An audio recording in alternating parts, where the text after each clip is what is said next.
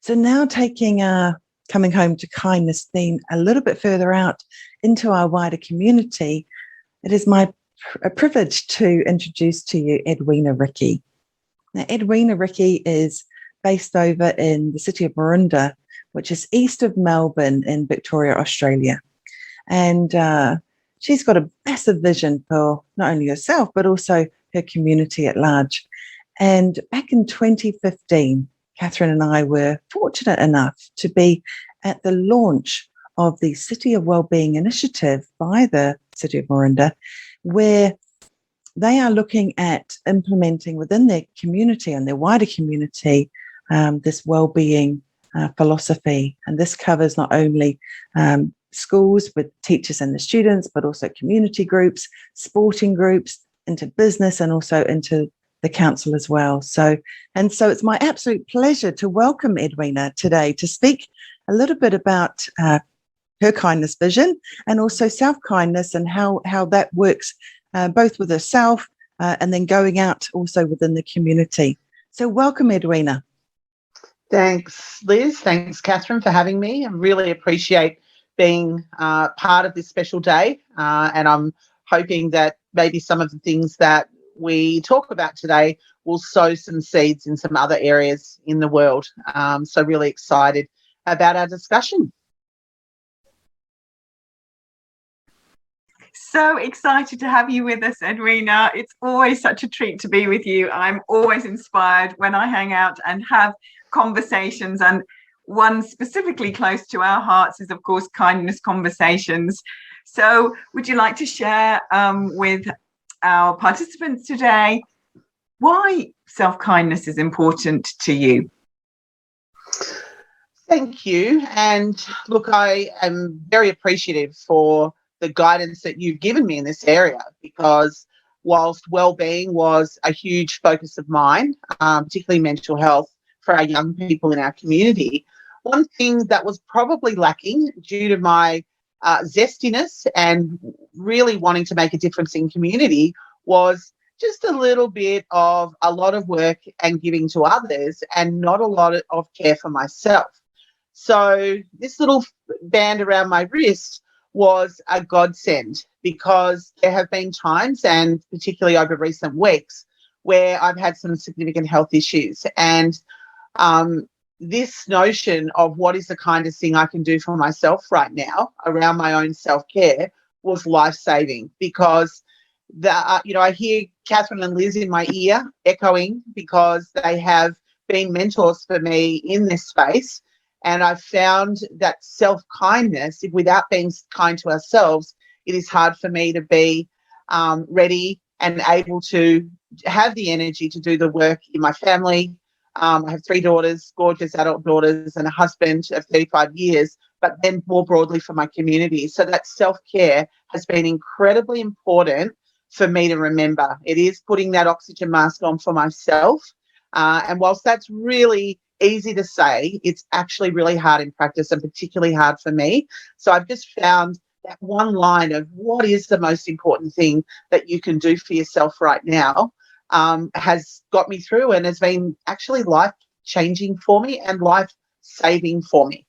So it sort of got me to perhaps call an ambulance and get me to hospital, which enabled the doctors to do their magic. And now I'm well on the road to recovery, and putting a lot more self-kindness into my life every day. You see, your story is so inspiring, Ed, because we meet so many natural givers in our work. You know, obviously we met through education, and we experience time and time again so many educators, no matter what aspect they are within education. They really want to give and support our children and young people, and they forget that they need to be included in that circle of kindness and compassion. So it's really great to hear you starting with that and making sure that you're kind to this one too. But perhaps you may like to share, well, you know, what is it that you have been creating? Hopefully there's more balance in making sure you're taking care and giving that kindness and generosity of heart to yourself, but perhaps share, some of the extraordinary pieces of your puzzle of this huge vision that you've got for the City of Wellbeing. Yeah, happy to. So I'm a teacher. That's my trade.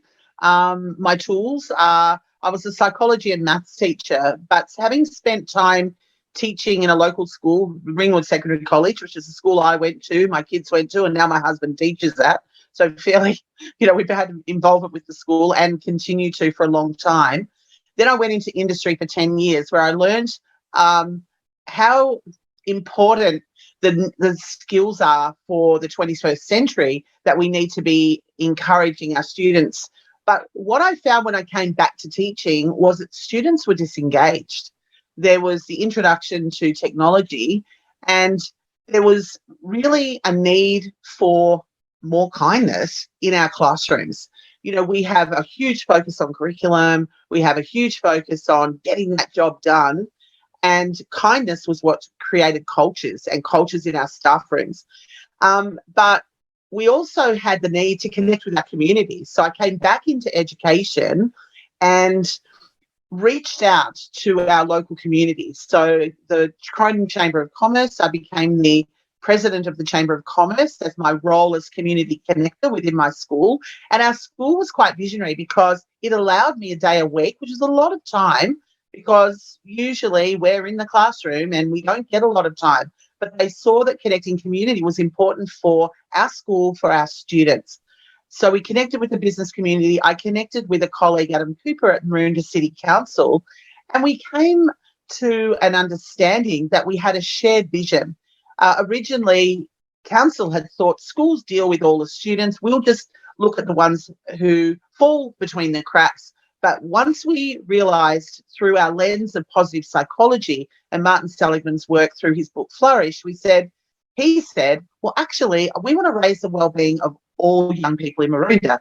And that was our vision too. So this shared vision is what has carried us forward to not just the young people in Maroondah, but 117,000 residents, whether they were our healthy ageing, whether they were our young, our newly born.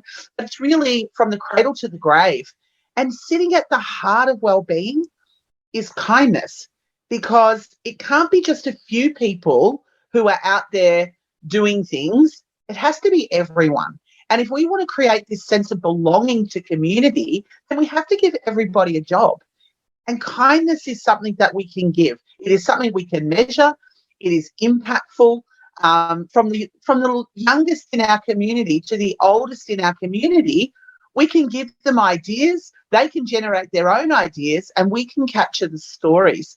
And so kindness has been a huge thing that has led the initiatives within our community. So the partnership with council has been critical, and anyone wanting to do work within community, our local governments, even though we think they just are involved with collecting the rubbish and, perhaps a little bit about the roads and, there's a little slogan, I've forgotten what it is, but it's really, we think that that's what they do. Our council is so different. We have 9 ward councillors, and you'll hear from them in a moment. But to have a whole campaign around be kind, Maroondah, be kind to business, be kind to neighbours, be kind, to everyone, particularly when we were locked down more than anyone in the world during COVID, that this notion of be kind really got us through. We saw people connecting to their local communities more because everyone was stuck within a 5K radius of their home. So there was a lot of kindness happening, people sitting out on their nature strips and just doing things, where people couldn't, people were offering meals and just wanting connection, and it was through kindness. So I guess it's the heartbeat of our community. And, it's 2 simple words, be kind. And it's an action. And everyone has been taking that action, and we've been capturing some of those stories. So, our City of Wellbeing, it is a big project.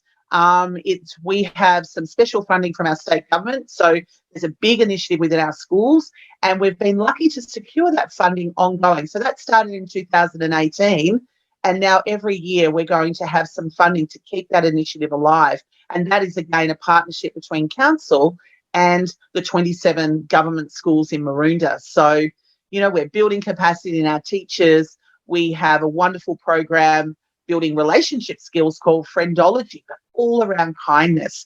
And we're identifying, we don't talk about bullying, we talk about unkindness. It's a little softer, and encouraging our kids to be kind to one another. And I think everyone understands that language, that common language that transcends our businesses, our sporting clubs, the community groups, our Rotary clubs, and then in our schools. And the common language is something that we can all hold and we can all participate in. So that's what we're really excited about with our vision. And it's sustainable as well, because, it's just something we can do every day. And the ripple effects of this are what creates what we see as this beautiful environment. So if you imagine like planting a sunflower seeds, and we actually do have a project of planting sunflower seeds, because when they grow, they're the most beautiful bloom of all. And I guess what we say in Maroondah is that every little act of kindness cultivates that soil. It puts nutrients into the soil and provides the conditions for everyone in Maroondah to flourish. So maybe we could have a little look at, and what I love about this video we're going to show you is that these are our counsellors. These are the leaders of our community getting out there, doing their kindness, walking their talk, and giving people ideas of how they can contribute. And I think ultimately what we are hoping to achieve is this strong sense of belonging to Maroondah. This is where I want to work, live and play. So let's have a look at our counsellors.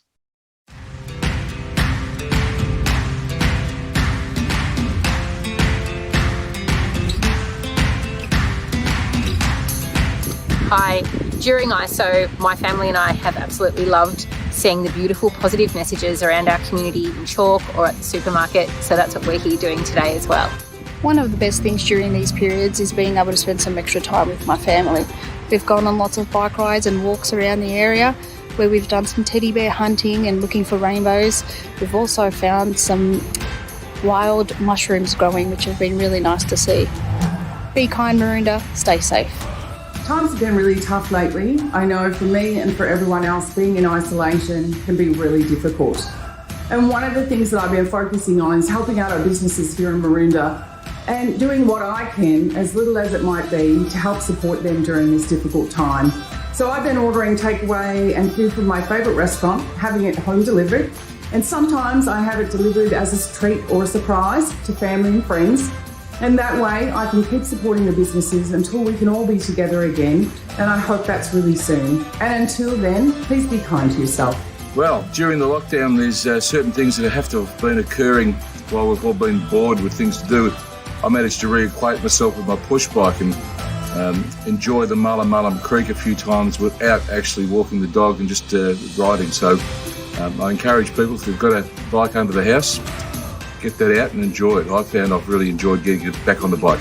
Be Kind to Maroondah has certainly had an amazing impact in our very local areas. One of the parts has been on looking at veggie patches. So we've seen so many of them creeping up. We've also seen so many places where they've put out their fruit and vegetables just out of their own veggie patch, obviously, for people to share. And I think that's been one of the wonderful ways that we've seen some sharing and caring from within our community. So nice to see. Keep it up, Maroondah. Do you know, sharing is one of the best ways that can make other people feel good and make you feel good too.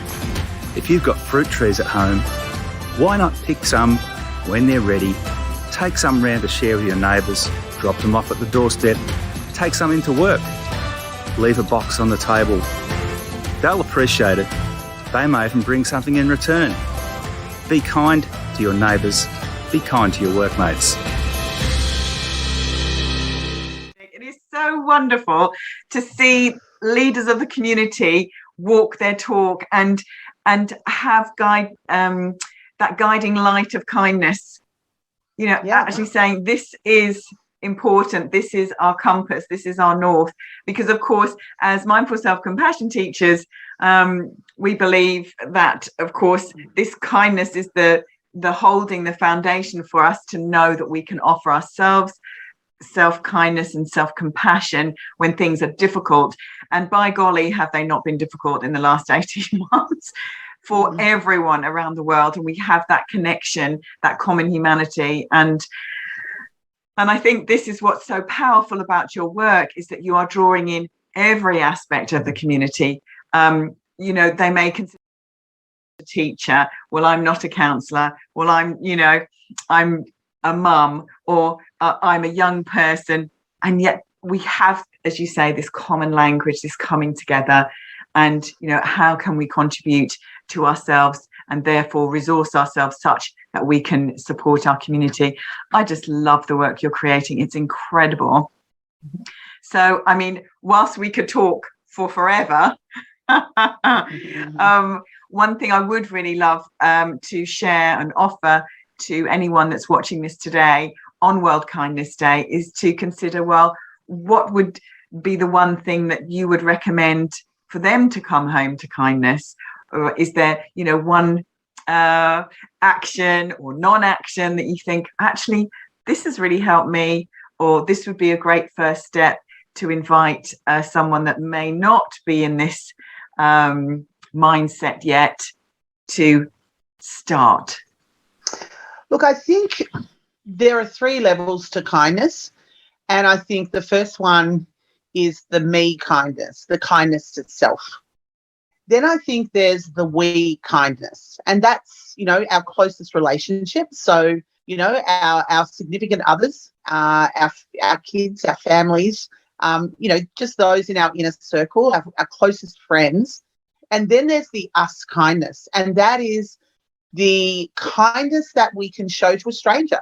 It might be that we're in the McDonald's drive-thru and we pay for the person in front, or we offer just a hand to someone who can't reach the top shelf in the supermarket.